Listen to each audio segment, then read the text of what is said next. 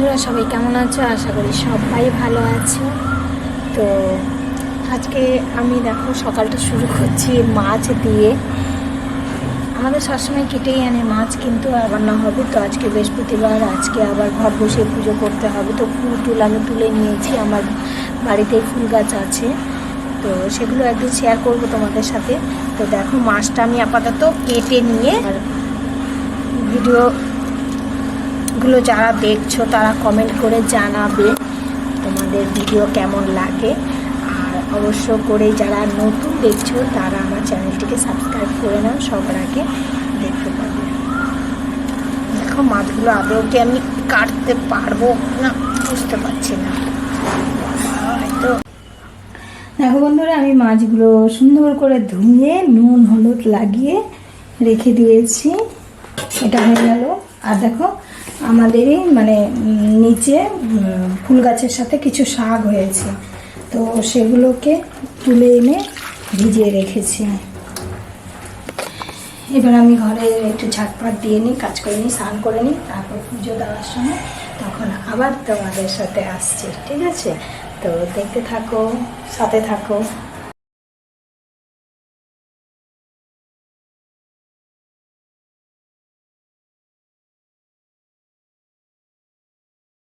তো দেখো বন্ধুরা, আমি পুজোতে বসে গেছি। আজকের বৃহস্পতিবার, ঘর বসিয়ে পুজো করতে হবে। দেখো আমার গাছে আমাদের অনেক ফুল হয়, ফুলগুলো তুলেছিলাম, তখন বললাম মাছটা কোটার আগে আমি ফুলগুলো সব ফুল দেবো।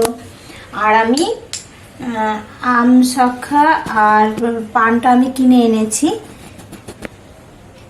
আর পানটা কিনে আনলাম কেননা আমার এই পানটা ছিল, যদিও আমি পেতলের পান আর পেতলের আমপল্লবী ব্যবহার করি, কিন্তু আমার আমপল্লবটা ভেঙে গেছে, তাই আমি পানটা ভাবলাম বাজারে যখন গেছি তখন আমি পানটাও নিয়ে আসলাম। তো আজকে আমি এই পানটা ব্যবহার করব না।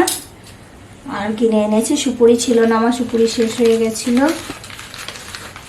আর দেখো আজকে আমি পূজা দেবো, সাবু ভিজিয়েছি, এই সাবুটা দিয়েই ঠাকুরের সামনে প্রসাদ দেব। সাবু আর কলা এই দিয়ে আজকে বৃহস্পতিবার এই দিয়ে ঘর বসাবো। তো পূজাটা করে নিই, তারপরে আমি পুরো সিংহাসনটা সাজিয়ে নিই, তারপর তোমাদের দেখাচ্ছি।